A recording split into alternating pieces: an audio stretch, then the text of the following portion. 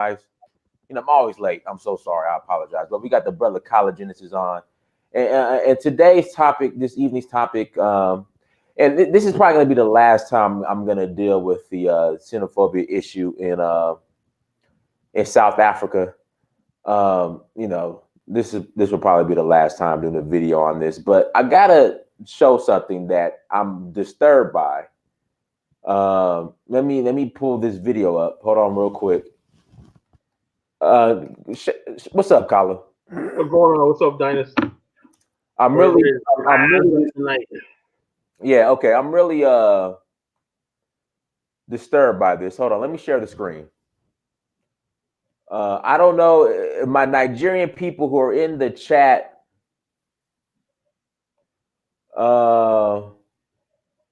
Nigerians who are in the chat, I need confirmation on something, man. I hope this isn't true, but if it is, talking about the Lekki, the burning shop, right? Okay, well, here's another one. Hold on one sec. I don't know. This looks like it might be ShopRite Ikeja. I don't know. Hold on one second. Let me They hit Ikeja, Lekki, hold on, Colin. How am I gonna do this? Share screen. All right, guys. I need confirmation on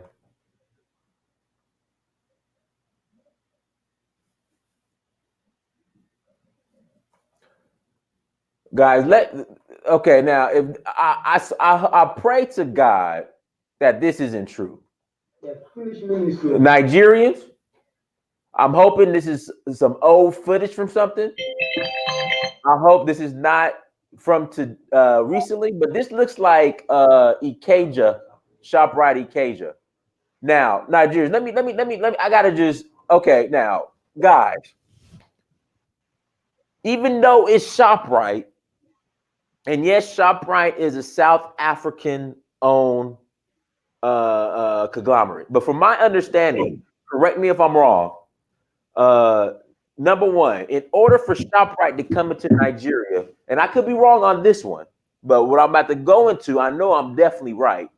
Even though ShopRite, I think in order for ShopRite to come in Nigeria, they might have to partner with local Nigerian, I think. I'm not sure. But what I do know from looking at this video, let's look at the video. What I'm really pissed off about is that whoever's behind this, okay, you dumbasses, you idiots, you have Nigerian-owned businesses that rent space in these malls. Again, you have Nigerian-owned businesses that rent space in these malls. So what the hell is wrong with you? Now, if you want to boycott that you know, it's whatever. But it makes no sense to go into ShopRite and tear shit up and rise up. You think you're rising up, you know, but you're destroying Nigerian-owned businesses. Now, we shouldn't be destroying anybody's businesses anyway. Because at the end of the day, and I know a lot of people are going to disagree with me, and it's just keep it real, because of the unemployment in places like Nigeria. I mean, they're hiring Nigerians. I mean, let's just keep it real. I understand everybody's upset and everybody's on edge, but shit like this is uncalled for. Because I guarantee you there are a number of Nigerian-owned businesses that are, you know, when they come back tomorrow or whenever, this is what they're coming back to. So we got to stop with the fuckery now. Okay, now it's just turning into fuckery. That's what this is. It's straight fuckery now.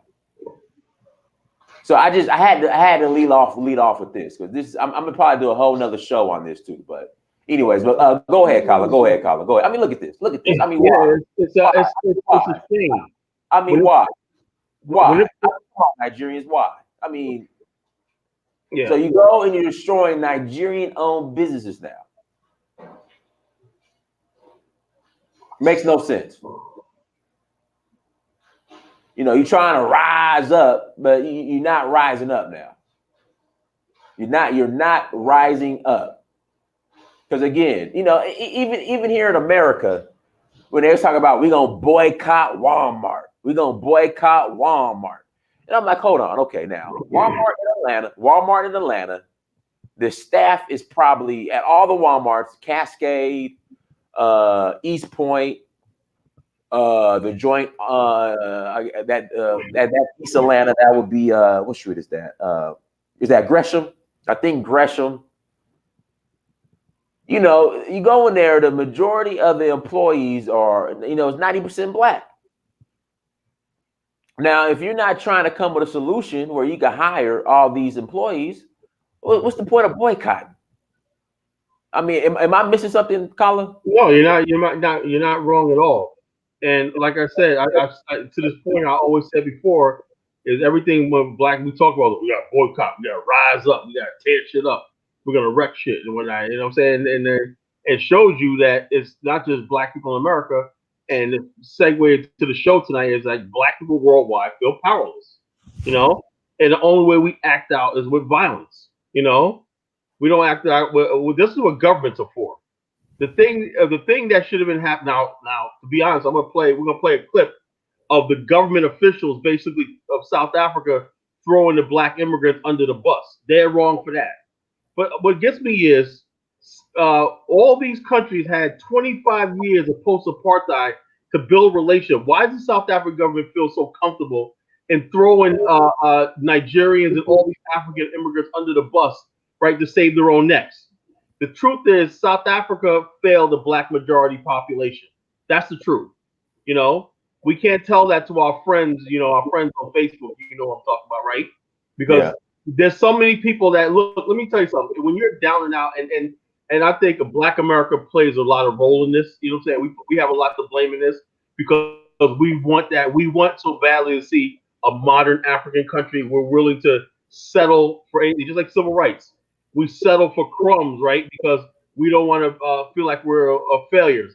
And we want to cover up the real underlying everything. You look at Detroit, look at everything. We never really had any real success in America. You know, it was all basically a facade. Put on a show. Then when it comes time to pay the piper, when the people are angry, you know what I'm saying? It's like, okay, yeah, let's it's the Republicans, it's this, it's that, or whatever. And the truth is, we never really built anything. You know, we vote, we go out there and vote, nothing really happens. Same thing in South Africa. The ANC has been in power for 25 years, and the basic lives of most South Africans haven't improved one bit. The South African lives on, and then we get another thing is in South Africa is this, and people don't want to talk about this, and I want to talk about it right now. Do you know that in South Africa you got people that live in Soweto, right, with no off the grid, no real stable electricity, no running water and everything. But if they're able to buy some nice clothes or some nice furniture and everything like that, they will be listed as middle class. Why? Because if you have the status of and they're working like low wage job, but the fact that they got a steady income and everything, they can go and say they're part of the so-called middle class. So it's not a middle class like you and I think of it, like, okay, you're really prospering and everything like that. The South African middle class is very, very poor. And so the whole thing is when they see these Africans coming over here, right? Many of them coming from situations that were better than they were in South Africa, right? And they're open and they say, how are they able to import stuff and get rich, drive nice cars and everything? And our government can't deliver all this stuff to us. You know, and it goes to show you what the failure of globalism was. You have a lot of people coming over here and saying, okay, well, you know, I can't get any affirmative action, I can't get anything, but I can open up a shop, I can be a barber, I can be a taxi driver, I can be a shopkeeper, I could be this, and I could apply my skills and everything. And these people come in there, and Somalis actually showed the South Africans how to buy and import in groups and do wholesale, buy stuff on consignment. These are things that were never taught to the black South Africans. And so therefore the repayment to the Somalis is you loot their stores, accuse them of selling bad items. You know, and so and then not only that, but we have then we see a thing where one of the major food distributors are now going to open up these little kiosks all throughout the townships. Did you see that? Remember that part? I didn't see that. Oh yeah, you posted on Facebook. You know, they're gonna open up these little makeshift kiosks, right? That's gonna replace all the things like white-owned companies, Indian-owned companies that are like they're like a store, right? Like a container store, and they place them in the township just as they're driving all the Somalis and the Africans out. You know, so Somalis and Africans create the market, right? Show them how okay, you don't have to travel to Johannesburg. Your stuff you can buy. Hold on, guys. Can we get Archie Bunker out of here, please? Oh, we have a white guy in here. Oh yeah, please get. We don't have time. Get Archie Bunker out, please. Somebody, one of the.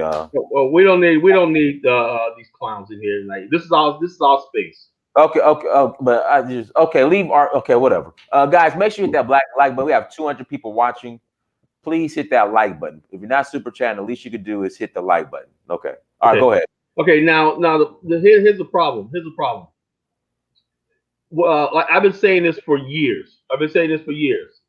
Back in like when South Africa was going through the end of apartheid, right? I always knew that. I say, okay, you're going to take over the government, but Soweto, the large population centers of black people, what are they supposed to do? Well, you had a large numbers of black people decide they want down since apartheid's gone. Let's move to Joburg. Let's move to Durban. Let's move to Cape Town. Let's get a flat open in Cape Town. Let's buy a house. Let's go. So then there was parts of Soweto that was developed. Soweto had a nice middle class area and stuff like that, right? But the thing is, though, those black areas were never really connected with each other. There's no black businessmen that got together and said, "Hey, look, let me open up a chain of this to service the black community and everything." All the economy is still in the hands of whites. You have the ShopRite, you have the Indian stores, you have all these things. The black people in South Africa, what they were crying for was jobs, jobs, right? So therefore, like I said, now you have the foreigners coming in and seeing that there's a need for small shops and everything in these areas, and it's causing resentment and jealousy among the local black population. Now, the bigger question is, what does this do for our vision of so-called Pan-Africanism? This is what this is. I think this damages it. If we can get a hold to this thing, get all like you started to show off, condemning what Nigerians did in the Keja and everything like that. We say like we don't. Like I saw a video today where these guys were beaten and stripped a South African lady in Ghana and beaten her. I strongly condemn that. I could strongly condemn retaliation. I would strongly condemn vitriol, in the name of getting back. We all angry about what we see in South Africa, but why are we gonna stoop to that level? It's been so much progress among black people throughout the diaspora, people doing the homecoming, people connecting and everything like that. This is going to turn people against each other. We have to hold the leaders in South Africa accountable, because I think they become too arrogant. I really do. I really think Black South Africa has become real arrogant. It's only the elite in South Africa who are benefiting from all this. These are the people that really don't really have any sort of skin in the game, but they're benefiting from the fact that they could hobnob with whites and Indians and everything, and they got the numbers to make sure that their coffers and their teacup gets full, and they can get things their way. The average Black South African is not benefiting from the economic miracle, which South Africa is really the only developed nation on the fully developed nation on the African continent. So that's what the problem is. They don't want to basically talk about the redistribution of wealth, right? White people, there's like 6,000 white families in South Africa that control 85% of the economy. That's 85% of the stock market, 85% of the trust funds set up to control corporations. Let me explain to you how this works, right?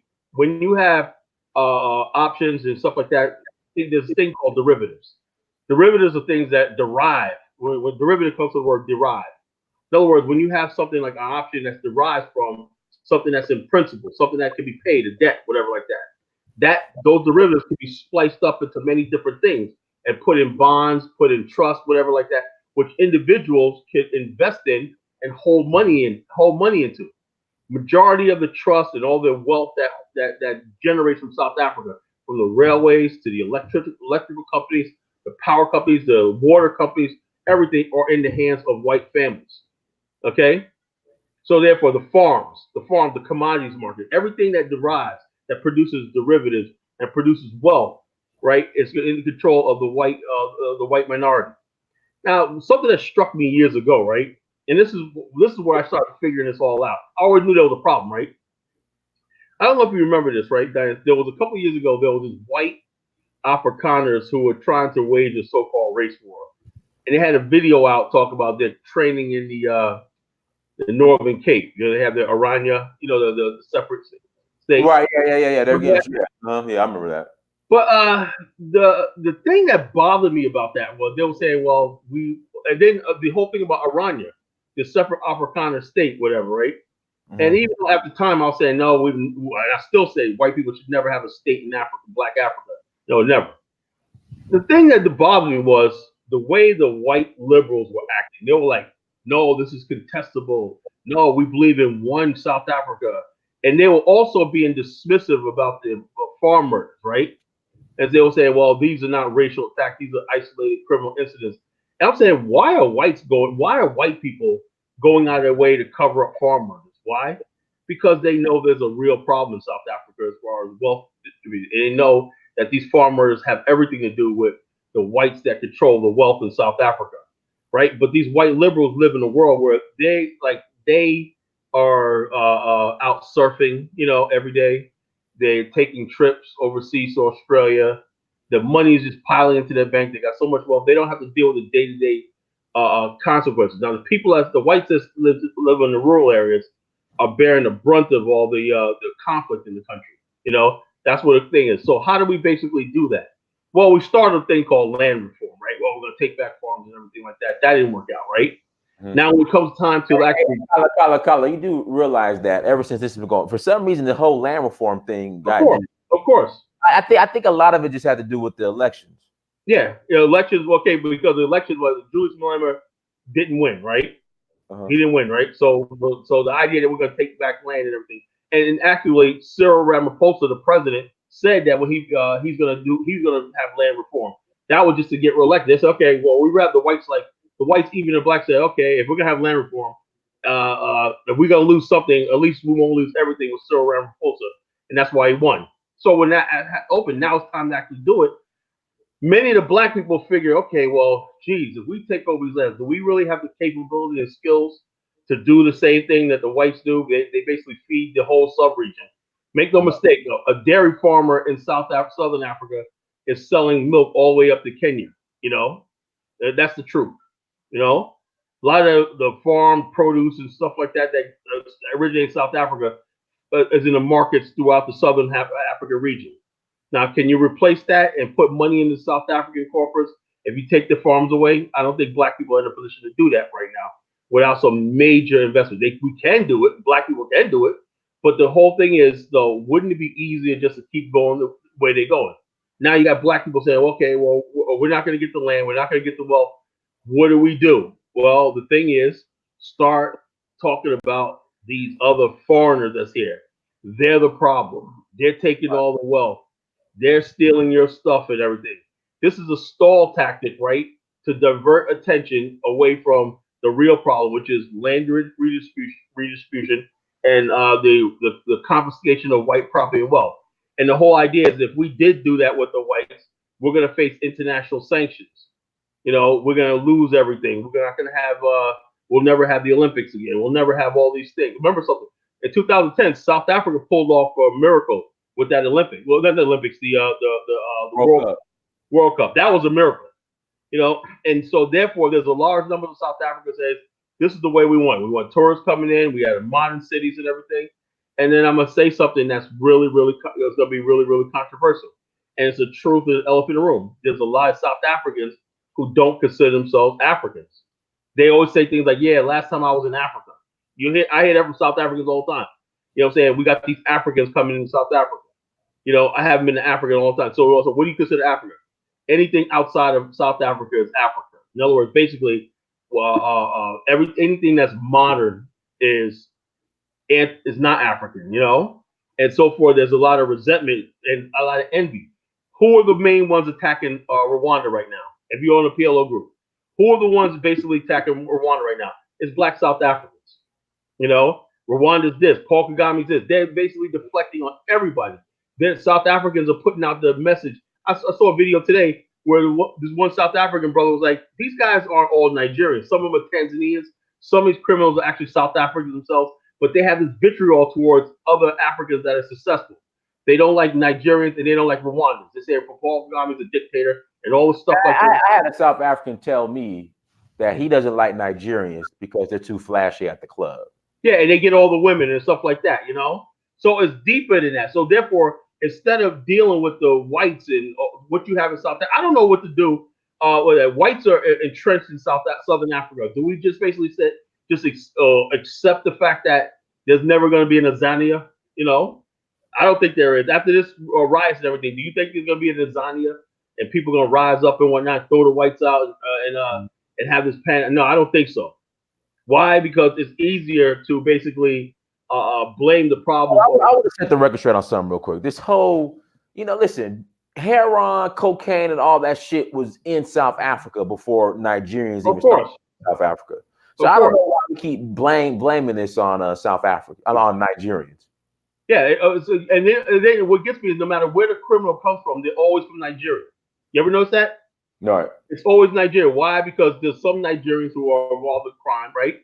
And so people are like, okay, well, and then a lot of people, when they get arrested overseas, they say they're Nigerian.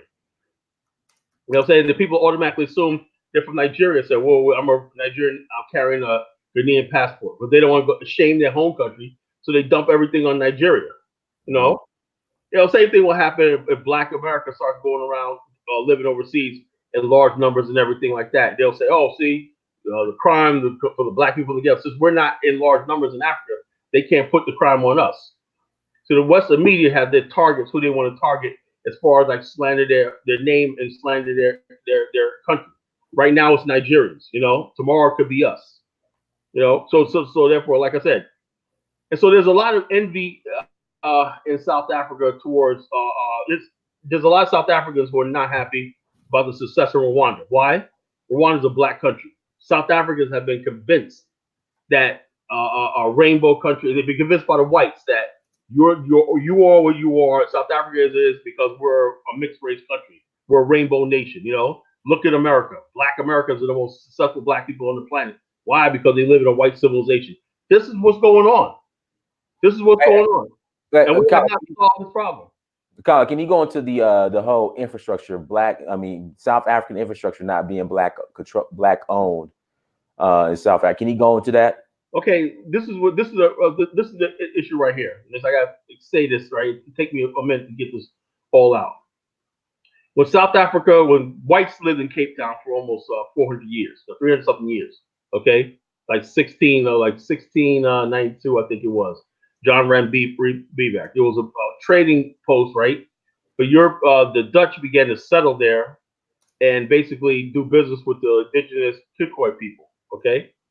Now, if you look, there's South African businesses in Cape Town that are 300 years old, pearl mining,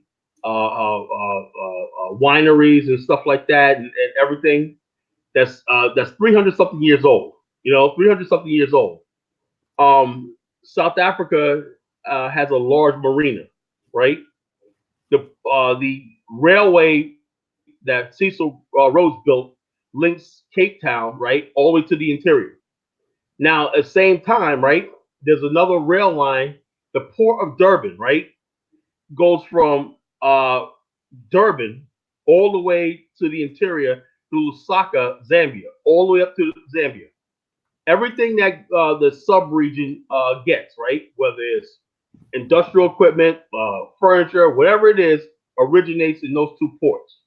South Africa, basically, businessmen and industrialists and businessmen service the entire region. Now, there's competing countries right now with Maputo and Mozambique, and you got Angola with the Benguela port that's being built, and the railway is going to go into the interior pretty soon. But the bottom line is this: South Africa is the powerhouse, the engine for the whole entire sub-region.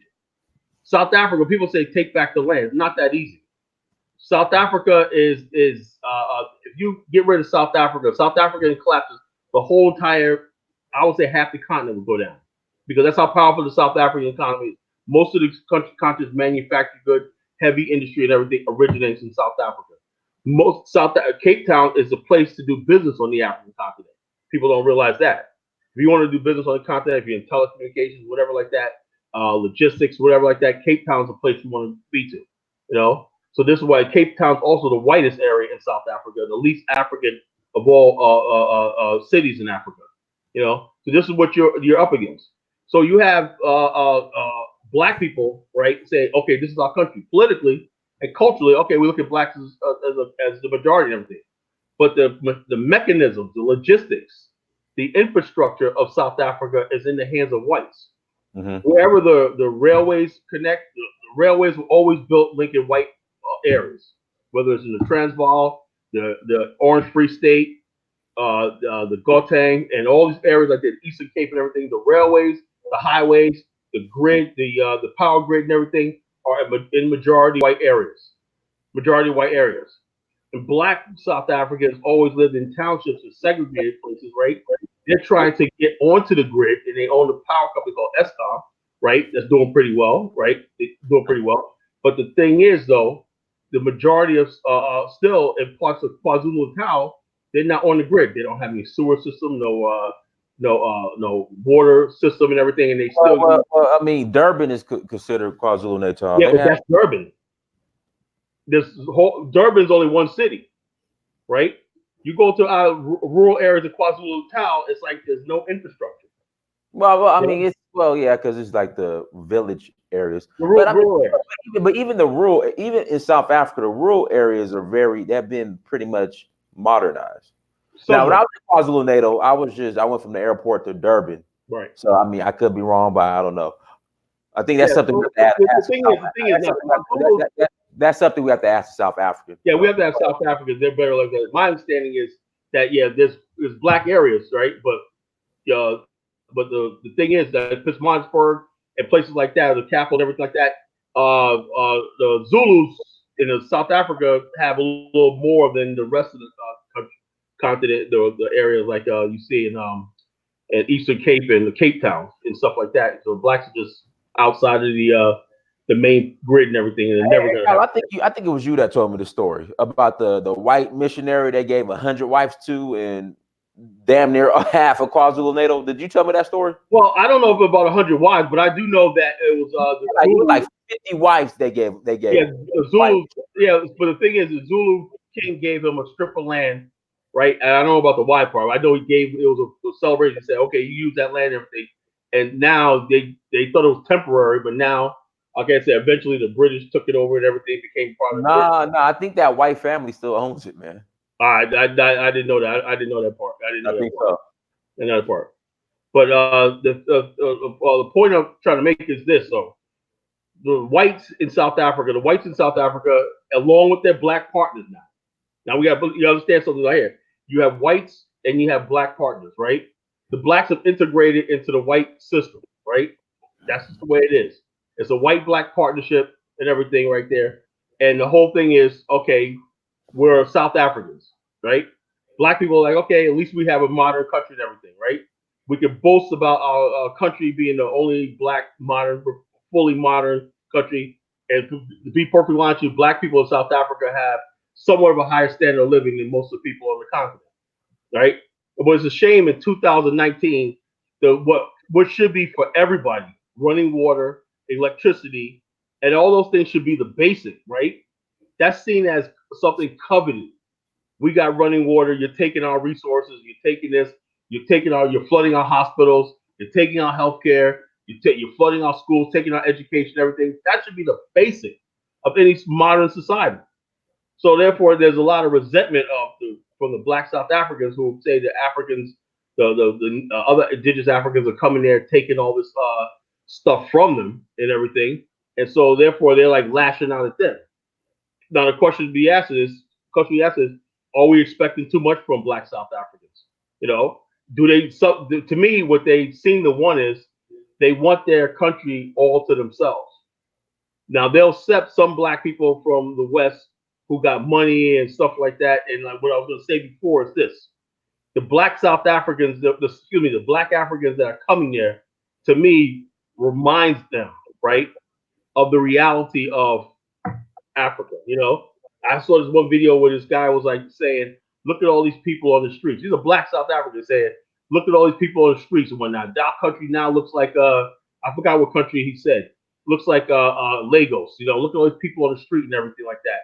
And I'm saying to myself, well, you know, it wasn't just 40 years ago. They were saying the same thing about you. When the white people lived in these areas like Pretoria and Johannesburg and everything, they had Black people had to leave at a certain time. You had to have a pass to go in there. Now it seems like Black people are saying, doing the same thing to Africans. You know, in other words, just saying, just because he's Black and an African, he doesn't have a right to walk down a modern city. You know, you say the city of Pretoria is too good for Mozambican to walk down the street and everything. What is so special about Pretoria and Johannesburg that somebody Black, if he's Black, can't be there just like you can?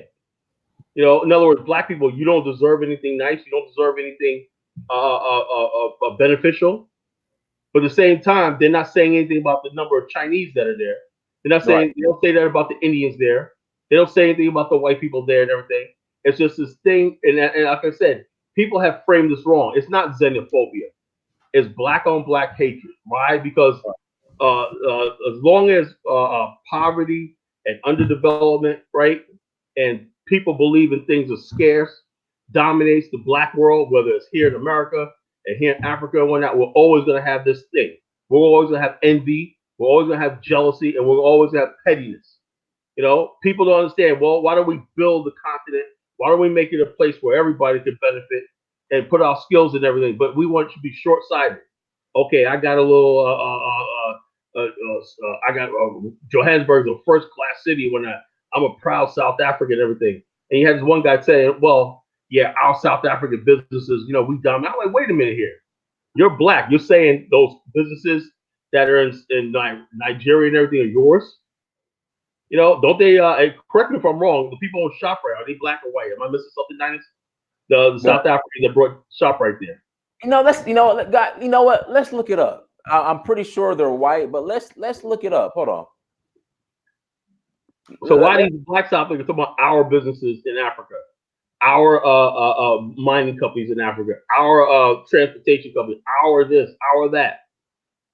And I'm saying to myself, whoa, that sounds pretty arrogant. You're saying that that just because it's South African, you're not even looking at it in terms of race. Is it Black South Africans, or are you basically saying you're a nationality now? That race don't exist anymore and everything? So that basically that's a problem right there. All right, let's see here. Got everyone, please hit that like button as you come to the chat room. Please hit that like button. Greatly appreciate it. Thank you, thank you, thank you. Go ahead, caller. I'm looking up the ShopRite. Right. So that's what I was saying about, and also, like I said, this is like I said, it's imperative, right, that we basically get behind countries like Rwanda. You know, it's imperative that we keep standing behind Paul Kagame. Why? Because this thing is not over. The world is still trying to say that Black people, and I'm gonna talk about Black, what I mean by Black African infrastructure or Black infrastructure. The Black race produces no steel. We produce no gasoline. We produce no petrochemicals. We produce absolutely nothing on this world. Oh, we have it. No, we're not producing it from A to Z. Black people in the world, aside from some airlines, do not control the world's transportation system. Things come into Africa and out, but it's not controlled by us. The shipping companies, the logistic companies, the trading companies, everything that goes in and out of Black America and Africa is controlled by other races. 400 years. This is the end result of 400 years of being conquered. We don't have any infrastructure in Africa right now that's Black. That's why I say if we build something in Africa, it has to be done by Black hands. It cannot be done by Chinese. It cannot be done by Europeans. Again, it has to be done by Black people and black people working together. Otherwise, it's a farce. Otherwise, you're going to have what you have in South Africa. So this is why I say we get behind leaders like Paul Kagame, because he's showing the world that a black country can work. A black country can develop and become modern without having Europeans and white people as citizens, as settlers, as major stakeholders, and all stuff like this. This is another thing that's bothering South Africa, right? They're saying, and another part of about it is this, and I thought I was wrong, is that you have Julius Malema. You know, he wants to get rid of whites to just have a Pan-African state and everything. You know, so therefore, what you have is black people. They want a black state. They want to be recognized as a black country, a black thing, but they can't do that because they know that there's a white population that controls everything. That controls everybody. Hold on, Scholar. Everybody, this is the CEO of ShopRite right here. Can you guys see that? He looks African to me, you know. This is the CEO, Peter. His name is Pieter Afrikaner. Definitely Afrikaner. Pieter. He's an Afrikaner name, yeah, of course. Engelbrecht. Pieter Engelbrecht. So this is the CEO. And who's the black guy up there? And that's what they always do. He's one of the directors. What that means is he's the guy they put out there as the face of it, as a soft sell in black country. This is an old trick they've been doing for a long time. Now the white ladies up there, what exactly do they do? I don't know. This is something separate, but at the end of the day, this guy right here, this is the CEO of ShopRite. This guy right, Pieter Engelbrecht. Yeah, Afrikaans. Afrikaner, yeah. But go ahead, Colin. Yeah, so this is what I'm talking about. And not only that, have you ever heard of South African Brewery? South African. Yeah, I know you heard South Africa. They make most of South African beers. Okay, so bam. So I was just reading about this. South African Brewery, I think, was acquired by ShopRite, or was part of ShopRite. Oh well. But get this, I knew something was wrong back in '95, right? And I was reading the Wall Street Journal, right? Back in those days, though, we had no internet, we had nothing, right? So anything on Africa, right? There was this one black newspaper that came out every 2 weeks. I was at my library every 2 weeks, and it was black. It would have an international section, and it would have different things on what was going on in Africa, right? That was back in '95, '96. I was fiending for anything news I could get on the continent, you know. And then I picked up this article in the Wall Street Journal talking about the Bush beer, or black South Africans got acquired this beer company, right? And a lot of black South Africans weren't buying it because they called it Bush beer. It was popular in the she-bins. They called them she-bins, you know, the little drink holes. I'm sorry. South African Breweries is owned by Anheuser-Busch. Hey, oh wow, that's even worse. Go ahead. But the thing is, this black guy, right, that had this Bush beer, right? He had a Bush beer, right? And I was saying to myself, he had distributors and everything like that set up, right? And South African brewers, like, we're going head to head with this guy, right? And with the business, right? And I said, okay, this is a bit interesting, right? New black government, right? This guy should do really good. Now he did all right and everything, right? But there was a lot. Then the South African breweries hired a bunch of black managers, right? Mm-hmm. And the bottom line, they hired they started doing commercials, and you see some of the commercials, you can see them on YouTube or not. And through their marketing and everything, they convinced South Africa that this was like a black-owned company. Mm-hmm. You know, they would promote blacks to high levels and stuff like that. I said, so that's how they're gonna do it inside. That's how they're gonna maintain it in power. Now, the one CEO, not CEO, whatever he was, black guy. They showed him he was one of those new South African. Think about this, '95, right? He had a sport. They showed him with a sports car, what that, driving down, and whatnot. He's a new face of South Africa and whatnot. You know, he had a sports car. You know what I'm saying? He had the girlfriend and whatnot. You know what I'm saying? So South Africa's like, bump that, man. Hey, top down, rag top, convertible. Yeah. So I said, so that's how they're gonna do it. They're gonna hire, and then I hate saying I'm right, but I was absolutely right. They basically recruited all these black people, right, in their corporate South Africa. And that's what you have to this day. You know, they recruit black people, right? give them jobs and everything like that, right, into their companies, right? And then once in a while they got Patrice Bodesepi, but he's a major partner in the diamond consortium, Rainbow Minerals. You know, Rainbow. You said him that he's the only South African black South African billionaire. Yeah. You You're know, talking about that owns Rainbow. What's his name? Bodesepi.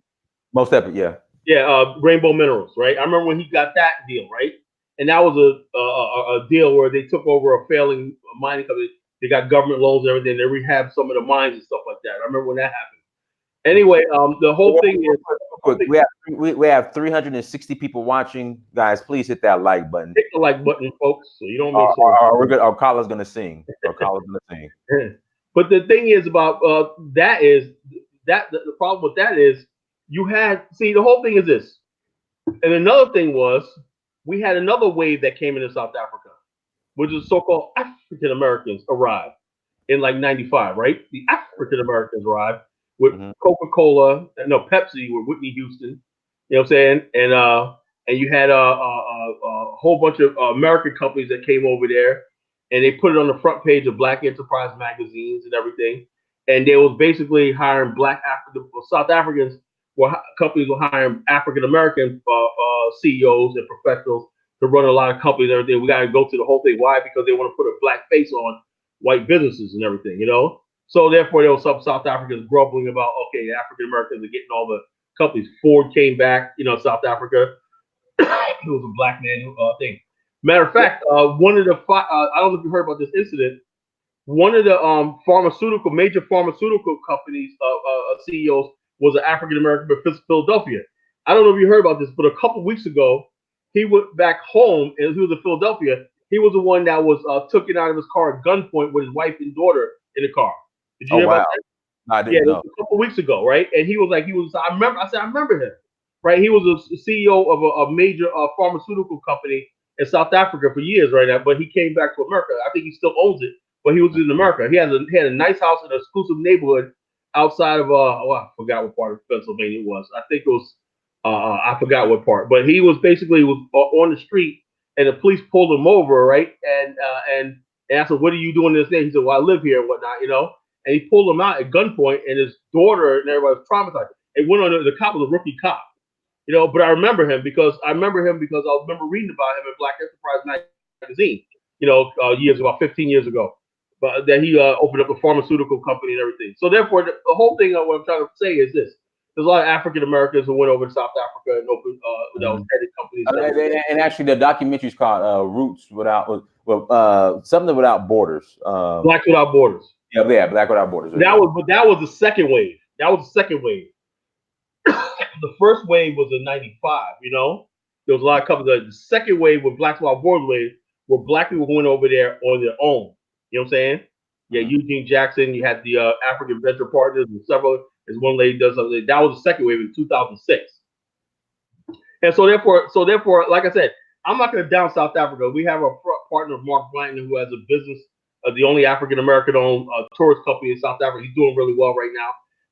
Like I said, well, Colin, are you basically saying we should just look? Bottom line, I'm mad about what went on in South Africa and everything like that. But I think the blowback, right, in social media, right, and the fact that the world has got South Africa, Black South Africa on notice, I believe something's going to have to give. I don't like. Where do you see this going, Colin? And then after that, I'm like this. There's only two ways it's going to go. If they continue like this, then South Africa is going to be isolated from the rest of it. There's already entertainers canceling gigs to play in South Africa. South Africa knows what it's like to be under sanctions, right? Now this time it's sanctions against a black majority country, against discrimination of black Africans. That happens. Okay, then it is what it is. South Africa, it is going to have to be written off, which is unfortunate because there's a lot of African Americans who have so much invested in South Africa.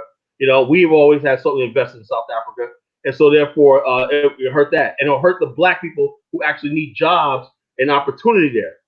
Colin, let me ask you this. I think this is my thing. When I went to South Africa, and I saw how it reeked with apartheid still.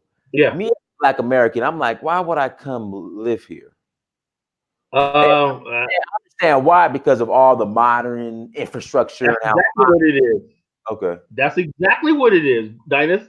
You hit the world on it. Modernization infrastructure is something that the black man can't seem to achieve. If you had the same infrastructure in Nigeria and Ghana and everything, black people would be over there. I have no doubt about it. There's more black people in Ghana than No, South no, what Africa. I'm saying, but no, what I'm saying is there'll be the type of black people that's going over there, like a Eugene Jackson saying, "I'm just gonna buy a house here and this like that." But when it comes to West Africa, unfortunately, you got in a lot of parts of Africa, you got to have one foot in America still. South Africa is really the only country you could be like, "Yo, okay, I'm just gonna build a house here and leave," because you got all the modern infrastructure that you need. You don't have to worry about. It. You got a modern first world hospital system. You got a medical system. You got transportation. You got telecommunications. You got networks and stuff like that. You can go when you do business, and the ease of doing business is so modernized. And let's be honest with ourselves, you got a large numbers of white people there, Indians there, people from all over, more international and stuff like that, and everything. The question is, how do we get one of these black states, right, to see a all black country with the same level of not just hard infrastructure, but soft infrastructure, where you can know that there's banking, everything works, and you don't have no power blackouts, no power failures, and stuff like that. You don't have roads caving in and stuff like that. And everything railways, you got high speed rail and stuff like that. I do believe those countries are moving towards that direction. Tanzania and all these other countries like that, Rwanda and everything like that. It's going to take some time to get to the level of South Africa. But for the most part, like I said, the black people that came over there before, South Africa was a soft landing. It had all those things and everything like that. Wow. You look at the skyline. I mean, I've seen a video one time. And I looked at the skyline of Durban, right, from like the 1950s. I was like, holy shit, that was freaking beautiful. The piers and the oceanfront. I was like, damn, that's spectacular. And the Kruger Park and all the stuff like that and everything. And then you got Durban. You got the what's that one place? Zulu or Shaka Park with the aquarium. Yeah, I've been to Shakaland. Yeah, the Shaka Park. I'm like, wow. So people like, okay, I can enjoy life. Like I said, the Hakuna Matata Black American. Kyle, you wanna start taking calls? Yeah, go ahead. Okay. Check your text message too. For me? Yeah. Respond back. All right, guys. If you want to call in, email me. Search for. Okay. Let me say something. No. Text me back. If you guys want to call in, send me a message at searchforuhuru@gmail.com. Again, searchforuhuru@gmail.com. And I will send you the link. Also, we have 383 people watching. Please hit that like button. Please hit that like button as you come into the chat, everybody. And once again, thank you for joining. If you're new, subscribe. Again, thank you so much, everyone. So shout out to everybody in the chat room as well. White wine is nasty. What the hell are you talking about? Shout out to everybody in the chat room as well. Shout out to all the moderators. We appreciate you, everything you do, all the hard work you put in, and Blue Major says I'm wrong and I'm misinforming people. Please bring him on. Okay. Lou Major, I just sent the link. Bring him on. Now, okay, so this is what we're gonna do, Colin. Lou Major has 2 minutes. Hold on, I said the wrong. Hold on 1 second. Or I got to moderate. Y'all. I got to moderate. When someone says I'm giving misinformation, I love to hear this. Okay. All right, so Colin, you got to let him talk, Colin. I'm gonna say nothing. I'm gonna let him talk. You got to let him talk, Colin. Lou Major, I sent the link. So once again, guys, please hit that like button as you come to the chat room. Thank you for joining us. Like I said, we're talking about one country in South Africa. Like I said, reason why I say we talk about South Africa is, remember something. We're not just talking about South. We're talking about the legacy of Nelson Mandela, right? We're talking about. I remember back in '86 when the Congress voted to 85 and 6. I can't remember. You know, I was in high school at the time. When we override a President Reagan's veto to have sanctions on South Africa.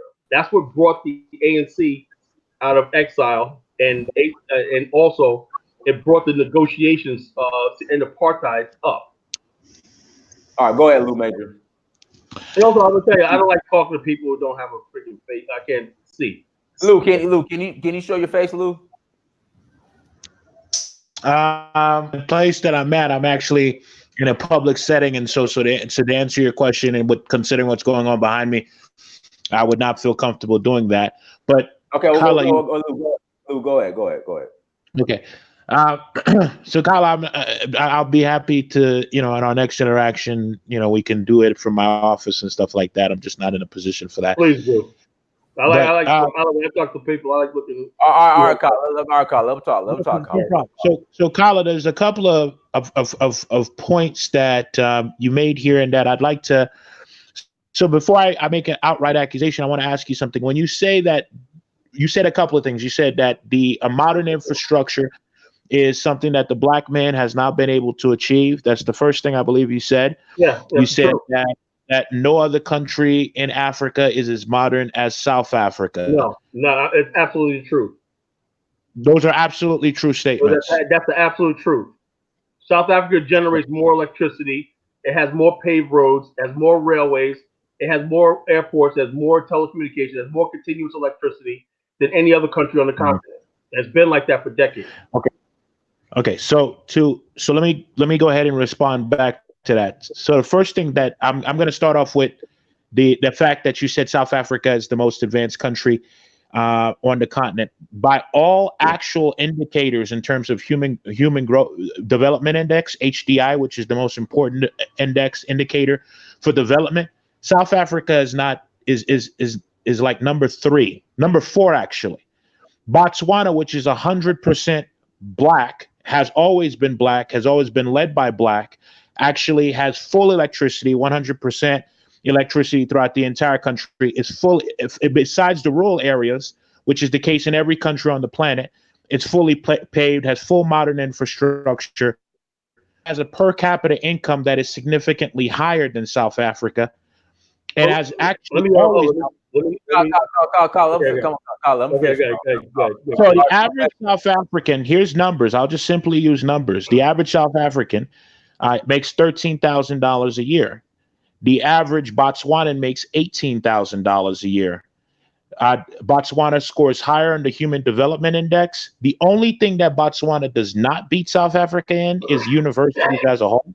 It has the most developed banking system in all of Africa, actually, at this point. The second most developed banking system is actually in Nigeria. Then comes South Africa. So, and by the way, let's go back to when whites actually. Hold up. Let me stop. No, let me stop right there. You made points, so let me respond to your points. I'm gonna make one final point. No. You're rambling. He's rambling. What he just said about Botswana.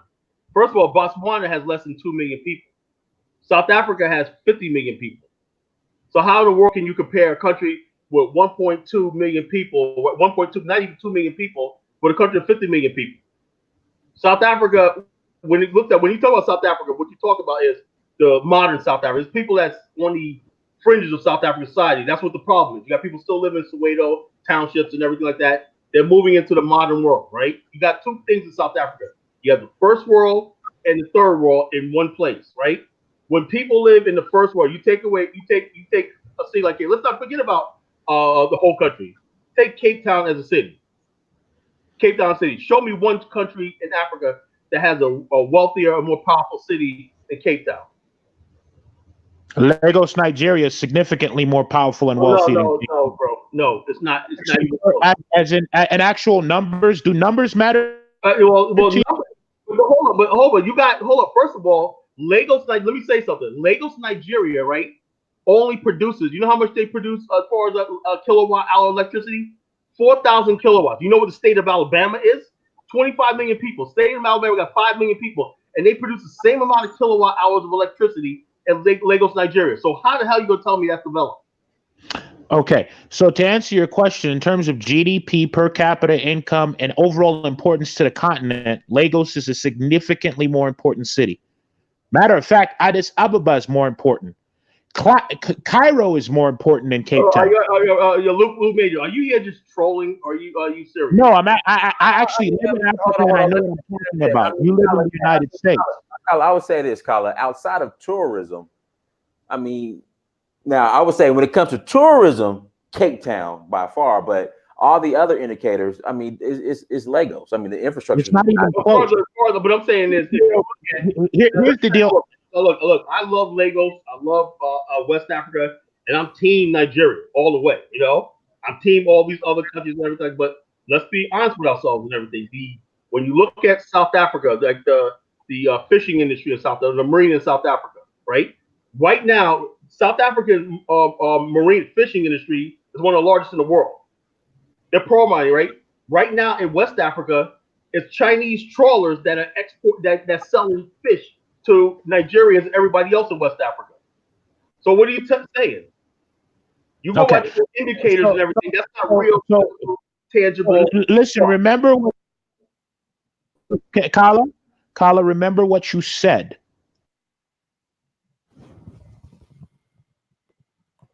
What? Go ahead, man. Go ahead. Hello? Oh, Lou Major, Lou, that you need to recharge your data. I say go back to his office and get on his computer so we can have a proper discussion. Lou Major, you need to recharge. Kala, it's important that you remember what you said. What you said was that there was no other country that was as developed as South Africa, and that a modernization is something that the black man has yet to achieve. These are the two. Okay.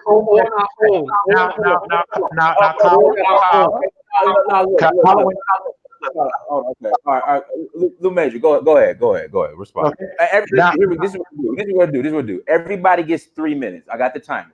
So Lou Major, you have 3 minutes, and I'm passing the Kala. All right. Okay. Hold on. So that's what Kala said. Now, one thing that needs to be important is when we have to compare South Africa to where it was at, say, in terms of development, in terms of HDI before 1994. I mean, that would probably be when it was white, right? Well, what people don't realize is that when South Africa was white, in terms of electricity service, it only got electricity service to only 52% of the population, and most black South Africaners lived without electricity.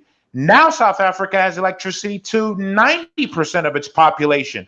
As a matter of fact, South Africa's GDP has just focusing since under black rule, it's grown at a very slow rate, but it's averaged anywhere from 0.5% to 1%. And it's actually last year grew at 1.4%. Now, is that good for a country its size, for a country at its GDP level? I think it could do better, but let's not pretend like it's just been complete incompetent rule. There has been a lot of incompetence, but there has been some areas of improvement. Now, as for the rest of the continent, a majority of the countries in Africa are the fastest growing on the planet. Botswana has always outperformed South Africa in terms of every HDI metric since its independence, and that includes when South Africa was white. So when Botswana became independent in 1960, I can't remember I think it was 61, Botswana started off as an extremely impoverished country, went on to have explosive growth, and has always outperformed South Africa and in terms of growth. And once it's reached middle income status, which is where South Africa is, has always outperformed them in terms of per capita income, purchasing power parity, and HDI. We're not even going to count your Seychelles and Mauritius because they're tiny island nations. And then, of course, we have to think about the very modern cities like Maputo in Mozambique, Nairobi in Nairobi and Mombasa in Kenya. Lagos is one of the most important cities on the planet, and though it has electricity issues as of now, it's currently building a refinery that is going to take care of its full consumption in terms of the entire city, which will actually further propel it against any other South African city as it continues to deal with its electricity issues. The reality is South Africa is impressive, but it's not. The only reason that I think our friend thinks this is because he watches a lot of TV. Because if he actually was on the continent, he would very quickly realize that there's a lot of modern cities in Africa. All right, brother, you got about 10 more seconds. Go ahead. Yeah, both Arab and pure black. A lot of modern cities, a bunch. So I'm not really sure where he got these ideas. I hope you could clarify those for me. Okay, all right, Kala, go ahead. All right. First of all, he basically said a bunch of stuff I never actually said. You know, first of all, what I said was South Africa is probably the most developed country on the continent. That's the truth. I don't care what the indicator says. Botswana is only 1.2 million people, right? South Africa is 50 million people. There's no comparison. You know, Nigeria, 25% of Lagos is 60% of the Nigeria's economy. Lagos by itself, Lagos State. Lagos has transportation issues. While our friend John Cash is there. The average African loses billions of dollars a year because of transportation infrastructure problems. What our friend didn't mention was the fact that because of poor infrastructure in Africa, Africa loses like $100 billion a year worth of productivity. That's lost transportation, lost time, lost all that. When you add all that together, right, the only country in Africa that seems like it has itself together is South Africa. Because, first of all, the ports of Durban and Cape Town service the whole sub-region. That means everything that goes into the interior, it starts in Durban and Cape Town. Now, this is not me basically boasting on South Africa and everything. I'm just telling you like it is, right? Nigeria is building a railway that links from Lagos to Kano, right? That I've been like 10 years, I've been watching that and it still hasn't been done. Nigeria has 5 steel mills that were started and that are not in progress right now. That's sitting there, that's not doing anything. Ghana just recently invited a bunch of Indians in to invest $50 million in a steel mill, right? And it's not even black owned. The Lebanese and the Chinese and everybody else is building the infrastructure in the rest of Africa.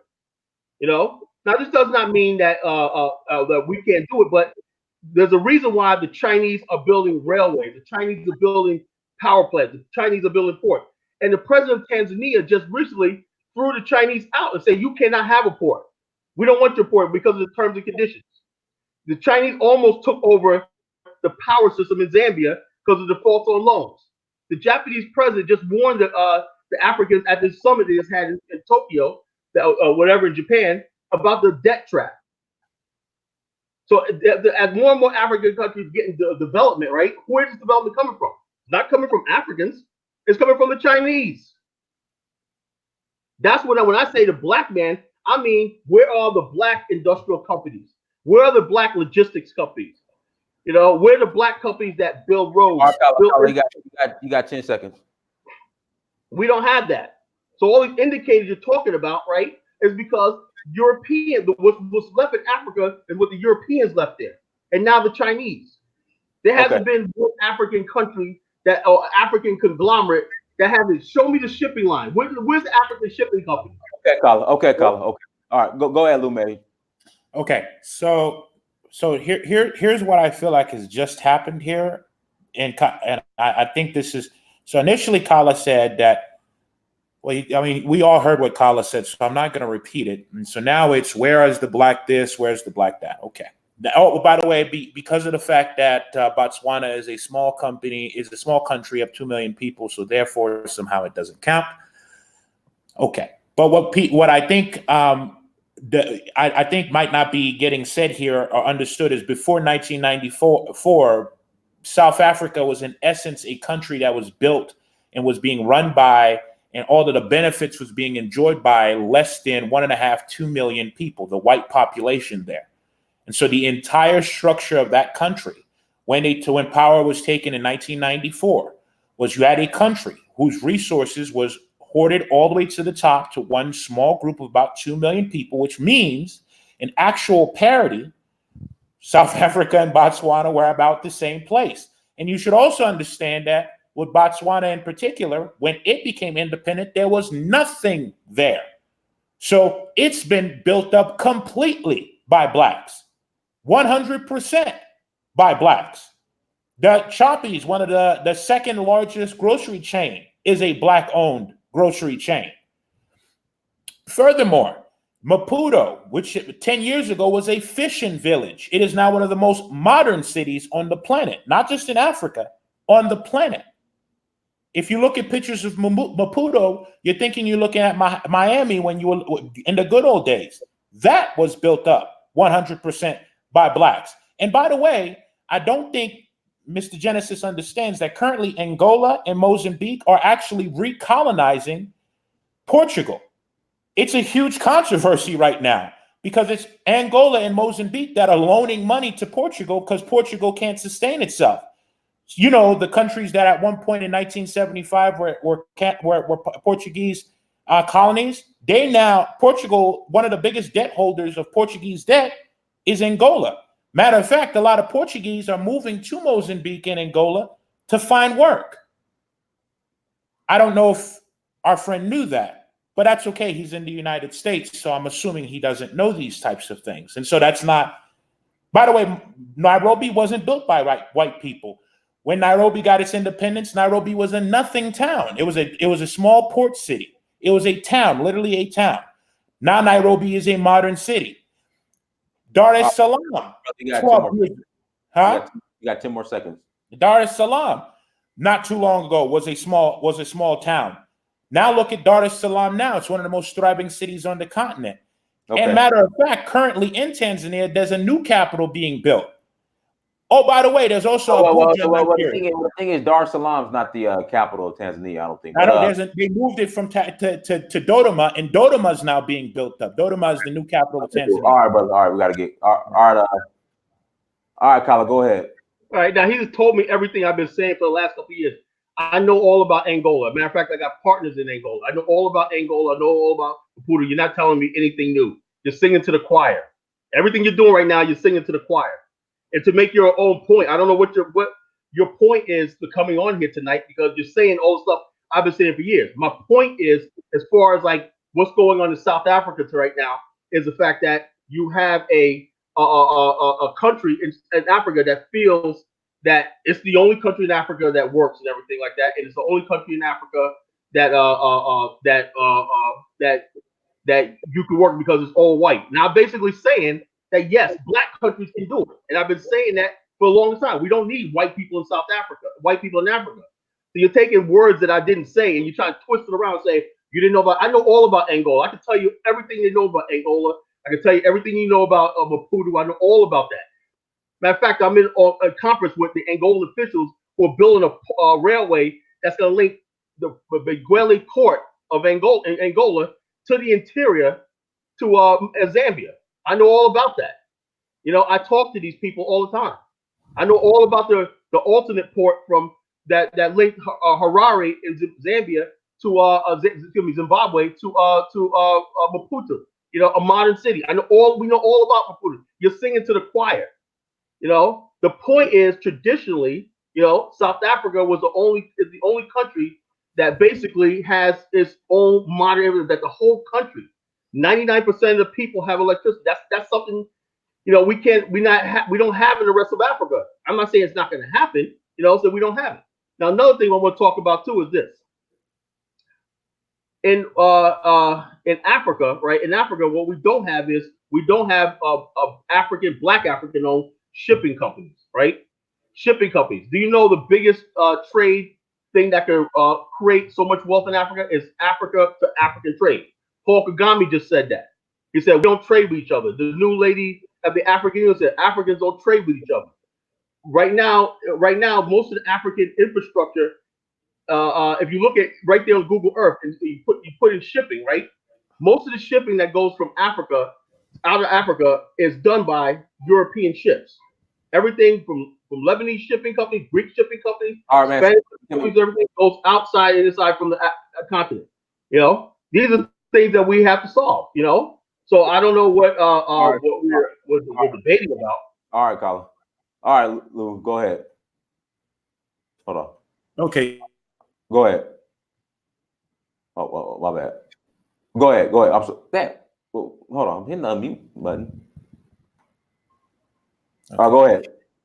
So A couple of things here.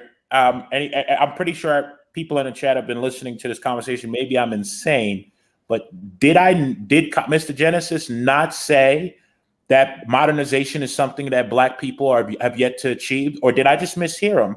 So please confirm yes or no in the chat, because I believe I heard him say that. I also believe I heard him say that South Africa was the most modern country on the continent. I also believe I heard him say that as well. And so if I misheard him, please somebody in the chat correct me, but I'm pretty sure he said both of those things.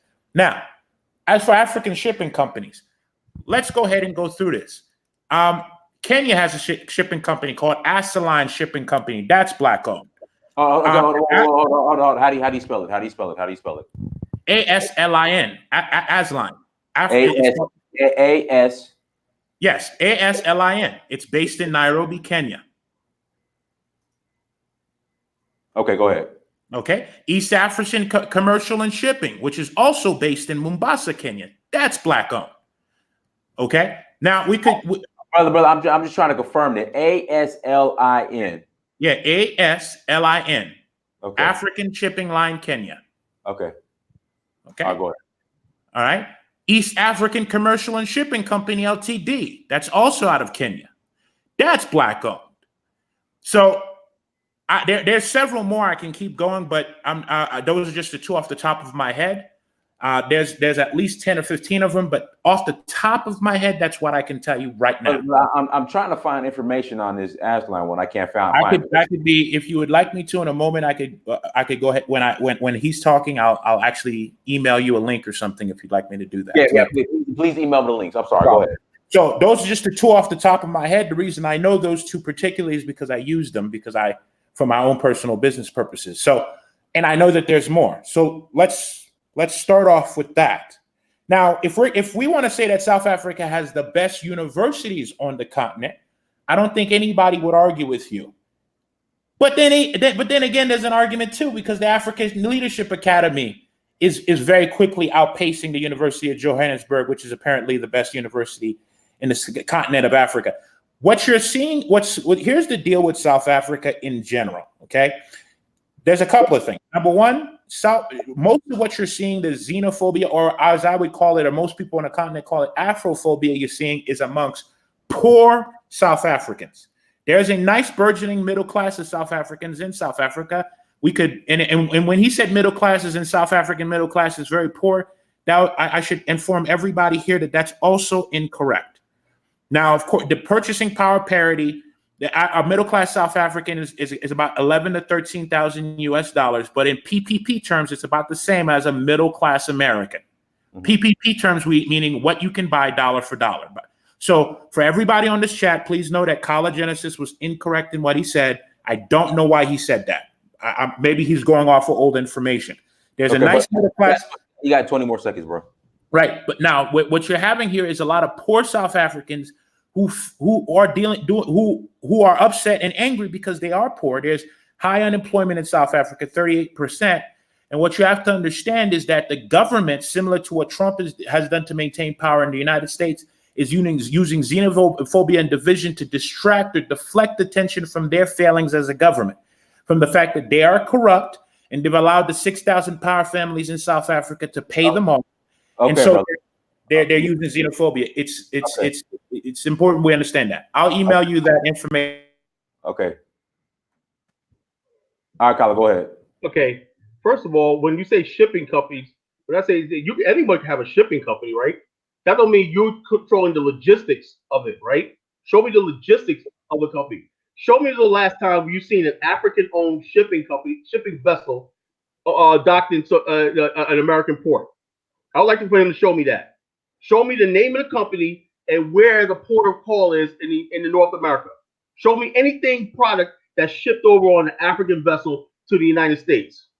Show me the oil, where the oil comes from in Africa. It's not shipped by African oil companies. Exxon, all of them take the oil out of the ground, just like they take minerals and everything, and they take it out. You know, you can have a shipping company. That don't mean you're carrying the vessel to port of call. You know, that don't mean you don't have the manifest in your hand. There's no African countries right now that are shipping, except by air. You know, I think there might be air shipping companies and using air freight. That's growing big and stuff like that. And that's the hope for the future. People using airlines and air cargo. There's Ghanaians that basically have air companies that ship to Europe and stuff like that. But I'm talking about traditional shipping lines that ship large numbers of bulk items like lumber, timber, everything outside the continent that have vessels, that have registries. Liberia has the largest shipping vessel registry in the world. How many of those vessels right now are African ships? So the other thing, say he basically said shipping. That's the difference between actually owning a ship. You can have a shipping company, right? But you basically still got to put your stuff on a vessel, and have a manifest. It's two different things. I can have a shipping company myself. I can go down there, rent a warehouse space and get a shipping company and have it shipped on UPS and everything. And I can say, college shipping. That's nothing. Anybody can do that. That's all over the place, all over the continent. But I'm talking about as far as like, I need vessels, right? Any vessels that African owned, that has the African flag, right? Yeah, African flag, African owned, that goes into the port of Seoul, South Korea, that goes into the port of Singapore, that goes into the Bay of Japan, that goes into the Bay of Liverpool, and it goes to the harbor of New York or whatever. Show me those shipping companies. Show me those shipping vessels. Do you know what it takes to manage a shipping vessel? One thing it takes is you have to have, before you could you got to have the cart before the horse. There's not enough trade leaving Africa to justify owning a shipping company. So that's where our friend is wrong here. All those little indicators he talks about sound good, right? They sound good, but it's not actually. You got 10 seconds. So that's what I want to say about that. So it's his backhanded comments about, I don't think our friend knew. And I know exactly what you talked about. I've heard all this stuff before. Okay. Everything he talked about. All right, go ahead, Luke Major. Okay, Mr. Genesis, I'm a little bit taken aback here because you keep moving the goalpost. In the beginning, you said that there is no, that I'm gonna repeat your lines here, unless somebody in the chat says you didn't say it, and I'm pretty sure everybody heard you say it, that modernization is something that the black man hasn't achieved, which is laughable. Says, and then of course that South Africa is the most modern nation on the continent, which again, if is frankly based off of numbers, somewhat laughable. But you did say that. Then I give you different examples. Then you say, well, these countries are too small. Well, name me a country that has a shipping company. They don't have no shipping companies. Then I say, okay, well, here's a shipping company. Well, anybody can have a shipping company. You got to make a decision here, because if you're going to go ahead and speak on something and say you know so much about Africa, which maybe you do, but at least make sure what you're saying is accurate. Because what you have to understand, there's a lot of bad press out there. The reason I even got on to feel the need to say something to you is there's a lot of bad press about Africa. A lot of people who don't know what the hell they're talking about, or who go off of stereotypes and media conditioning, who talk all types of a quack about Africa, about how poor Africa is and how impoverished it is. And so for me, here's my position on as a person who actually lives here, planted his flag here, so I have a personal interest here.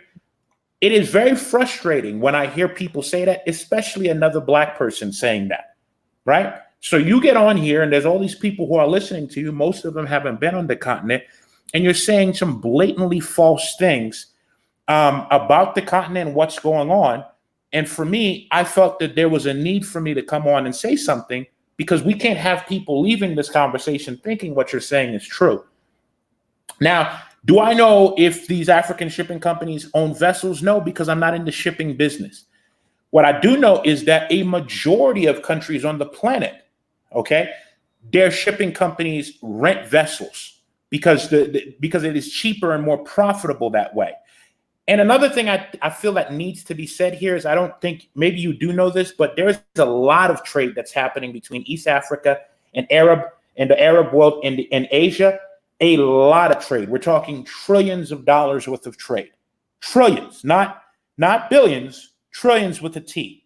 That's one of the reasons why there's a proposal for a rail line, which I'm going to guess that wants to connect Djibouti to Yemen, and then another trail line that wants to connect the port of Kenya over into Arab world, to connect it, to make shipping lanes much easier. because there's so much trade going on between these two regions of the world, they're trying to merge them through high-speed rail. And by the way, I should also point this out. Though South Africa has a rail line, I need you to understand that a majority of the rail that's in South Africa is actually currently in a dilapidated state, which is one of the reasons that's holding up the big Cape to Cairo project that's going on, where they want to connect all 54 capitals. Yeah, you got 15 more seconds. The big holdups is the poor conditions of the rail lines, in particular in South Africa. Okay. So I mean, which I'm sure you know, considering you know so much, right? Okay. Guys, we have almost 500 people watching. Again, we have almost 500 people watching. Please hit the like button as you come into the chat room. Please hit the like button and subscribe if you're new. Please subscribe. Please hit that like button. I greatly appreciate it. Thank you. All right, Colin, go ahead. Now this is what I'm talking about, right? First, like I said, I've been respectful on this conversation all night, but he's been basically putting words in my mouth. Anybody knows College Genesis, though. I'm fighting for Africa. So you getting out here talking about, well, I'm going to do something like that, like you're just some Pan-Africanist out of nowhere. That's completely disingenuous. If I talk something, I'm saying facts. The fact that you didn't even know the difference between shipping and owning a shipping vessel, and you know what I'm talking about. You know, we don't have African-owned shipping vessels. That's the whole thing. The shipping magnates who control the shipping in this world are the same people that have been dominating the seas for like hundreds of years. That's what I'm talking about. Anybody can have a shipping company and you can outsource and put it on the vessel. That's what I'm talking about. I said, who controls the vessel? Do you know how much productivity is lost because there's no assigned vessels on the region of African continent? You got to wait for the vessel to get to the assigned date. If you don't have your product ready for that assigned date, you lose a contract, and you can't as hard as do business overseas. Now, if there was African-owned shipping companies, right, what it will take is like Dangote, and I believe Dangote is going to be the first one to have African-owned vessels. And the first thing they're going to do is be able to ship from Ghana to Nigeria to Liberia to all these countries right here.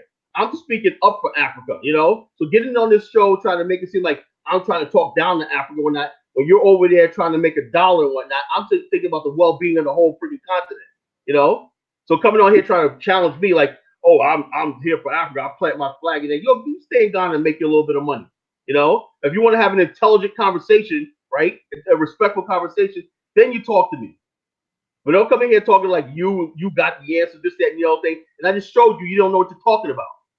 You know, there are no African shipping companies. That means there's no vessels that take goods from port A, port of call here, and port of call B. It's still controlled by outsiders. As far as African development, what I said was this: we have not built the continent. Right now, Africa got $60 billion from China. What's that for? You know, we don't have the construction capacity. We don't have the engineering capacity, right? This is what Kwame Nkrumah wanted to do with Malcolm X. So Malcolm X, look, we got to have a technology. So if you guys got engineers in America, you guys can come over here. You know, this thing in South Africa is disheartening because what if there was Ghanaian trained engineers, you know, that could replace the Chinese engineers in Southern Africa? What if those South African businessmen, black South African businessmen that could do business over in Nigeria and everything? This is why we started out the show talking about the xenophobia and all this backlash stuff has to stop because fighting among black people has to be stopped and we condemn it in the strong sense. Two wrongs don't make it right. What went on in South Africa does not justify what a retaliation in Nigeria. This is what we're talking about. This is what Search for Huru and BAIO will talk about. But you want to be on here talking all this slick stuff, and he's back in. You got 10 more seconds, Colin. And all stuff like that. I don't know what the poor purpose of you coming on here for tonight. You know? Okay. All right.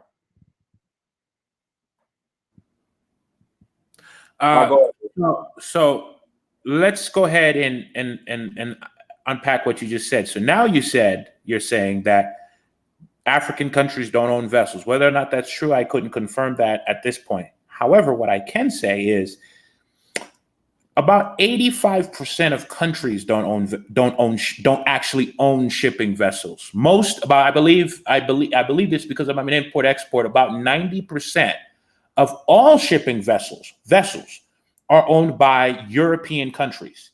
China owns the other 10%, and that's recent. That's one of the reasons why sanctions are so effective, because for you to be able to ship something in a vessel from one place to another, you have to contact the shipping company. Then you have to get the person who owns the vessel, the company that owns the vessel, has to then approve it, and then you have to get insurance. The United States owns a majority of the shipping fleets, and then a majority of the insurers for all shipping across waters are owned by European firms. And so when the United States calls a sanction on you, what that does is not only do they restrict access to dollars, they make it impossible for you to ship things. The other 10% of boats that are on the water, 2 are owned by Iran, 3 are owned by the UAE, I believe 4 are owned by Saudi Arabia. Then the rest of that 10% is owned by China, and China just got into the game 5 years ago. So and by the way, all these companies that own these ships, countries that own these ships, they just got them. They just got them. So what that means is you're saying that because Africa is about 5 years behind the second largest economy on the planet, I'm not sure what the implication is. If I'm understanding you correct, maybe I think you might be saying is some kind of level of incompetence on our part. But if that's the case, then that means Luxembourg's incompetent. That means Mexico's incompetent. That means the entire South American continent is incompetent. That means Russia's incompetent. That means most of Europe is incompetent, because it's the big Western countries that own all the fleets, because it costs millions of dollars to build one of those ships. Matter of fact, now billions of dollars. It costs about something like $800 to $1 billion to build one of those vessels. So, and countries don't sell those vessels to other countries. You have to build them yourself. Now, is there another thing in terms of Ghanaian engineers in particular? I'm glad you brought up Ghana. Ghana's in the process of building. You got 15 seconds. 15 seconds. The fastest high-speed rail on the continent. It's in process of building that. They just put in $1 billion to do that. And guess which firm is building that? It is a Ghanaian firm, not a Chinese, not a European. Actually, let me correct that. It's a Ghanaian firm. It is building half, and then I believe a Chinese firm is building another quarter, and then a French firm is building another quarter. So it's happening. There's a technology transfer that needs to happen, but let's just get some information out there. Oh, my bad. Not to. I'm trying to keep this fair and. All right, and another thing, like I said. Go ahead. Okay, now another thing he said was now he wants to circumvent and talk about, oh, I didn't know you were talking about shipping. What the hell you think I was talking about? When I say something, you'll jump in and put words in my mouth. I was talking about shipping vessels. Now, he failed to mention Japan. Japan has one of the largest shipping fleets in the world. The bottom line is you have a whole entire continent, right? You have natural harbors, And like I said, this is not basically, when we say so, we're talking about our ancestral homeland. We're talking about a place that we want to see ourselves deliver with. Building shipping vessels and everything. Do you know Liberia used to build shipping vessels? He said you got to have building yourself. Do you know the Port of Buchanan used to build shipping vessels? I bet you he don't even know that. The Port of Buchanan in the 1960s used to build shipping vessels that carry logs. Liberia had its own shipping fleet.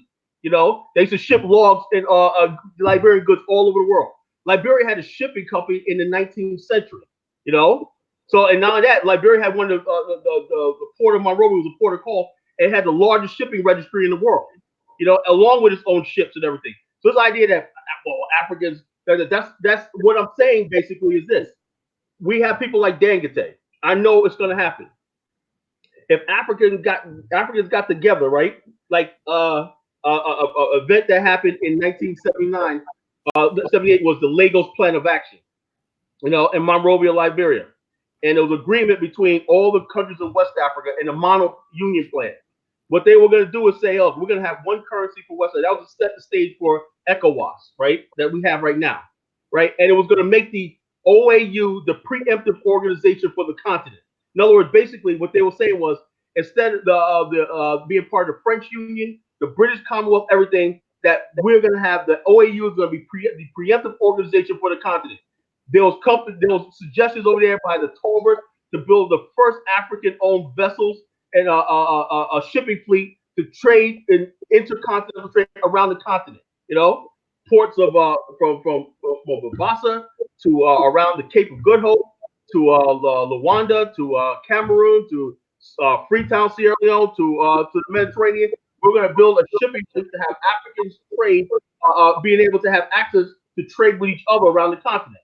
That wasn't planned decades ago. You know, now, when we say this, we're not knocking Africa. We're just talking like a family. These are things we need to do. You know, but when somebody comes on the line and be like, "Oh, I'm very protective of Africa," first of all, nobody knows who you are. You know, let's be honest with ourselves, man. Nobody knows who you are. People have been listening to College Dennis for 10 years, 10, 15 years. People know what my heart is. People read my books. They read everything like that. When you come on here talking like you trying to discredit me and whatnot, you know, that's insane. So if you don't understand something, right, I'll explain it to you, right? You got 20 seconds, Colin. Yes, South Africa right now has the most modern country in Africa by the standards of what we call modern urbanization. Does not mean it's going to be like that. Rwanda is another 10 years is going to top South Africa. You know, Rwanda is going to be next and whatnot. I know Ethiopia is going to catch up. You know what I'm saying? And I know Ghana is going to catch up. You know, but right now, the country right now, South Africa, Cape Town, Durban, everything, and it's mostly in the hands of whites. Colin, okay. All right, Lou Major, go ahead. Hold on. Dang, unmute his mic. Hold on. Oh shit. Oh, unmute the brother's mic. Lou Major, can you try to unmute yourself? For some reason, guys, with that being said, we have 500 people watching. Okay, he dropped off. We have 500 people watching. Please hit that like button. Once you come into the chat room, please hit that like button. All right, Colin. Okay, he's back. All right, Lou Major, go ahead. Sorry about that. For one thing, I appreciate your passion here. You know, you're right. Nobody does know who I am, and I guess up until recently, I had no idea who you are. But I'm going to assume that I guess you're some kind of a big deal here. But what I am saying to you is, if you're saying your tone has, in my view, and maybe I may be misreading here, but it does seem like it's changed because you said several things throughout this conversation. And again, I go back to your original statement, which was two major things. And I believe you confirmed them, that South Africa is the most advanced nation on the continent, and that that modernization is something that the black man hasn't achieved. And by the way, I should have probably said this, and this is my fault that I haven't. Namibia is also significantly more developed than South Africa as well, which is its neighboring country. As a matter of fact, more than I think about it, just about every single one of South Africa's neighbors are a little bit ahead on all indicators than South Africa at this point. Let's see here: Angola, Botswana, Namibia, Mozambique. They're all doing a little bit better. Now, Mozambique, I'd say, is doing a little bit worse, but the rest of them are doing pretty good. So that's the first thing. Now, reason you said yourself, I believe, that there's a difference between ownership of vessels and having a shipping company. What I believe you said many times is that Africa there's no black-owned shipping companies in Africa. And by the way, I did know that Liberia were building its own ships in the 1960s. I absolutely know that. One of the reasons that, now I have no proof of this, but most people suspect this, the CIA prompted the war in Liberia, had a lot to do with Liberia's development, because Liberia and the Americo-Liberians, which are the black Americans who in essence went over there and conquered and colonized them, ruled that country for 160 years. And for a long time, Liberia was one of the best performing countries in West Africa. And unfortunately, like most things, similar to what's happening in Rwanda now, whenever any black nation doesn't have any white influence starts to grow at a rate that's uncomfortable to the powers that be, there tends to be attempts to destroy that country for national security reasons, which we can get into at a later date. This is what's happening in Rwanda right now, and what's happening in Tanzania right now. This is why there's been several attempts to assassinate the Tanzanian president, several attempts to try to stir up controversy within Rwanda to try to overthrow the Rwandan president, which is why aid has been cut to Rwanda by 50%, because Rwanda is becoming uncomfortably successful. This is very common, very, very normal. So one thing I do think needs to be said here is the role that outsiders play and I'm going to just say it here, white people play in terms of ensuring brother, you got 10 seconds. So ensuring that countries on the continent aren't successful. For example, a lot of the Nigerian energy problems has brother, you got it. Your next round, you can finish up. You can finish up next round. All right, Carla. All right. Well, I don't know where this conversation's going. You know what I'm saying? I like I said, it's like a circle jerk or something like that. But you know, no, none of that. Yeah, the horrible thought. None of that going on over here. None of that. Yeah. So the whole thing is like I said, we're trying to have a intelligent conversation when he tried to, I don't know what this guy is thinking in a backhanded comment. I don't know what's on his mind. These little backhanded comments. I don't trust people like that. You know. So the bottom line is this: does he believe in African American unity with Africa, or building with Africa, or not? You know what I'm saying? You know, because it seemed like he's just like a whole bunch of contra. But I already proved that he didn't know what he was talking about with as far as shipping. When I said shipping, I'm not talking about shipping on a crate. I'm talking about shipping vessels.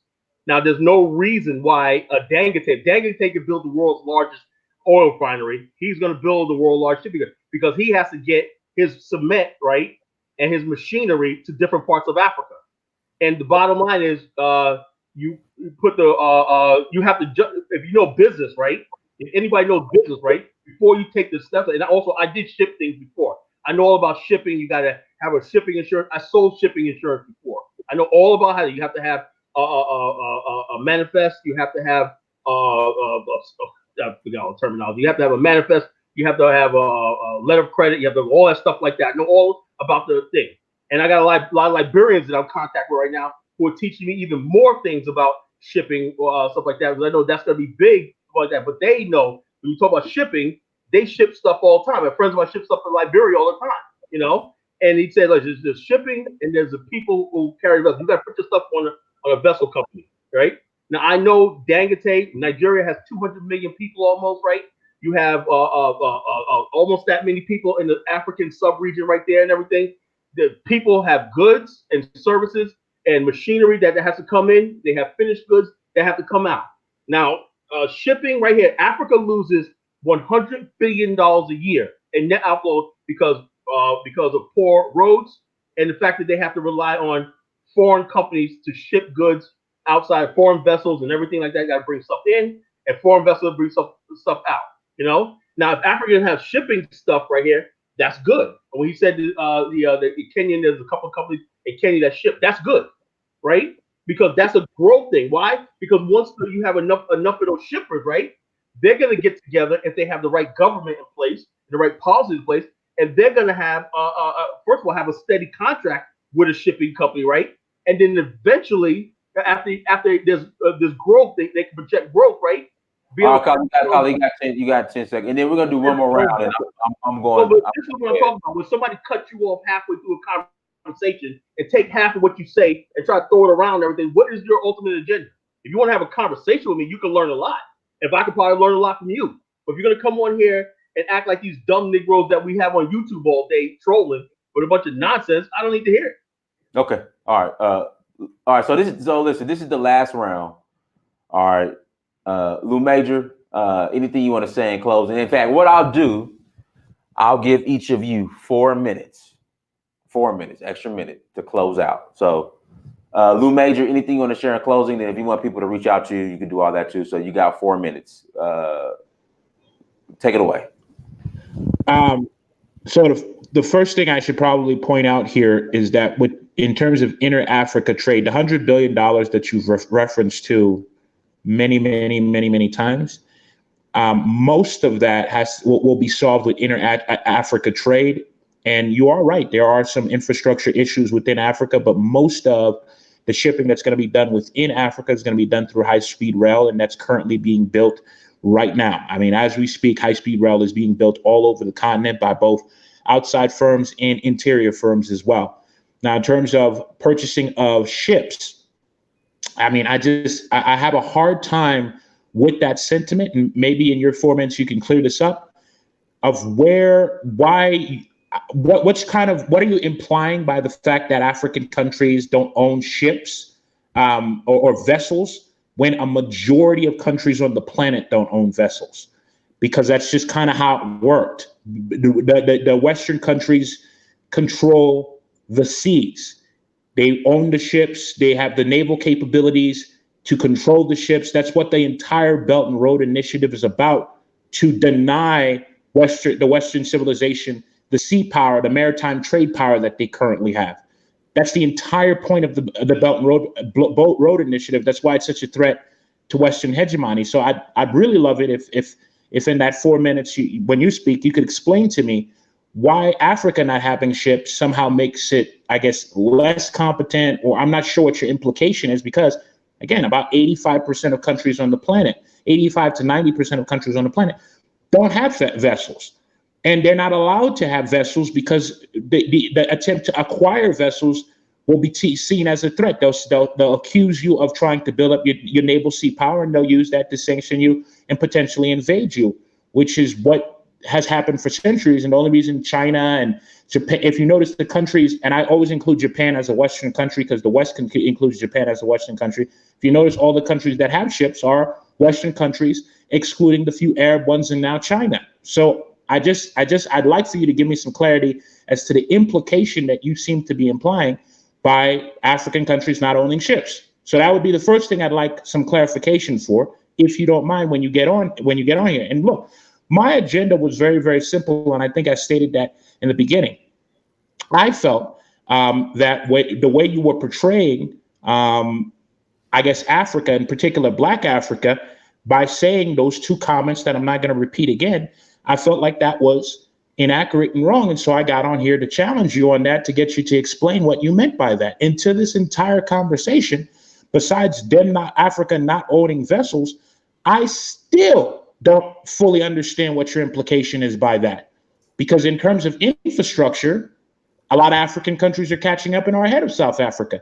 In terms of modernization, Africa is well on its way in terms of that. Most of these countries and some of the most modern cities in the world are actually currently in Africa. Some of the fastest growing and most exciting investment opportunities are currently in Africa. So which is why I'm going to yield most of my time so you take up the rest of my time in explaining this.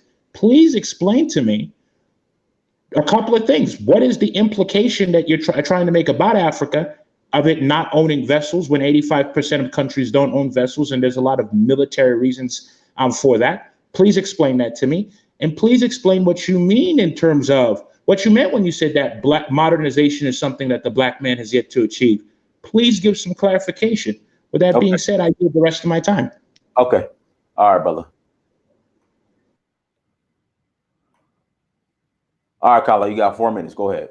All right, he said a handful. He's backtracking on a lot of stuff he was saying. Let me talk about when you talk about the Silk Road. I'm not completely sold on the so-called the Belt Road, the Silk Road from China and stuff like that. Because the bottom line is if that happens, right, that means Africa is basically going to. What's the purpose of having a Silk Road coming from China if you're going to talk about a free trade zone throughout the continent? That means Chinese goods and Asian goods and European goods. Europe is also going to be included on that Silk Road. Make no mistake about it. Same thing with countries like Iran, Middle East, Cairo, and everything. Africa is the last stop on that Silk Road. It's not even a major stop because all they have to do is get to the Middle East right there and actually support Mombasa. So there's not going to be any railroad coming from a road coming into Africa. It's going to go through all that area, stop in the Middle East right there, just like the same thing Hitler wanted to do when he wanted to build a railway from Berlin to Baghdad. You know what I'm saying? That's what it's all about. I understand the maritime power because land-based trade, but land-based trade creates barriers. We saw that the reason why the Western countries propped up Poland and Czechoslovakia. Why? Because it denied Germany entrance into the Middle East. So you prop up countries as a wall. So it's always going to be there. Same thing will happen when China tries to build this Silk Road. Suddenly a new nation is going to pop up out of nowhere. Kurdistan might pop up out of nowhere. Oh, you can't do that now because we got a new state right here. So the bottom line is, yes, trade, maritime trade is still necessary. Now, as far as like internal trade in Africa, I've studied years ago in the Charlotte Institute. We had infrastructure projects where they were going to build canals. I know she didn't mention canals, internal canals and waterways and whatnot is 10 times more effective than shipping by rail. Giant barges can ship more goods in containers, right, through internal waterways. This is something Africa doesn't have. You look at Florida. You look at the canal from the Mississippi River that goes to Lake Michigan. It's a canal that was built in the 1890s and whatnot. That's why we have shipping from the Mississippi to the canal of Michigan, all the way to New York to the Erie Canal, down the Hudson River and everything like that. Africa needs internal canals, shipping barges, canals, everything like that is very, very important. So this idea that we don't need any shipping, I don't care about what the Western powers don't want. Western powers don't rule Africa. You know what I'm saying? They don't tell Africa what to friggin' build and whatever. If it's a threat to Africa or Western powers, then so be it. If it means bringing Armageddon and war, we're ready for it. So don't get over here telling me about, well, the Western powers won't let you do that. Get that heck out of here with that Sambo shit. You know what I'm saying? We're gonna keep doing what we're doing. We're gonna tell Africa this is what we need to do, because the bottom line is we need to have our own shit, and we don't give a damn who doesn't like it. China doesn't give a damn. Japan doesn't give a damn. Russia don't give a damn. Africa doesn't give a damn. And then we're not asking anybody's permission to be involved with Africa and everything like that. We're gonna tell Africans what they don't want to hear and what they need to hear. So that's my position right now. Okay, Kyle, how can everybody find you, brother? There's one place you can find me. Find me, you put our link in the chat room, the Black African Infrastructure Organization. This is what we do. We study infrastructure. We're an organization that studies infrastructure. We have people and teams on the African continent doing work as we speak. I will be over there soon, you know what I'm saying? And 2 years, I'll be over there permanently. So I'm here doing real work, and I'm talking to African officials and everything, and they said, yes, this is what we need. They want a pipeline for Black America over there, because the bottom line is they don't have it together. Like I said, they're Africans got to go overseas to study, and people don't come back and stuff like that. They said, look, a marriage between the African diaspora and Africa will solve the problem. And the bottom line is, hey, look, someone's going to come leave the United States by ship. We're not going to go by plane. We're going by ship. We're going to be doing trade back and forth. We have farmers in America, right? How are we going to ship goods back and forth from Africa? You know what I'm saying? We're going to rely on European vessels. We're going to be relying on Chinese shipping and everything. No, eventually we're going to have our own shipping thing and do our own thing. We don't need these. I agree, Kyle. We're about to close out, brother. We're about to close out. But everyone, thank you so much for joining us. Make sure you go to Search for Uhuru on Instagram, Snapchat, Twitter, and Facebook. Like, share, subscribe. Until next time, family, Dynasty Mirror, Search for Uhuru. Peace. Yeah. Thank you. Thank you. Peace.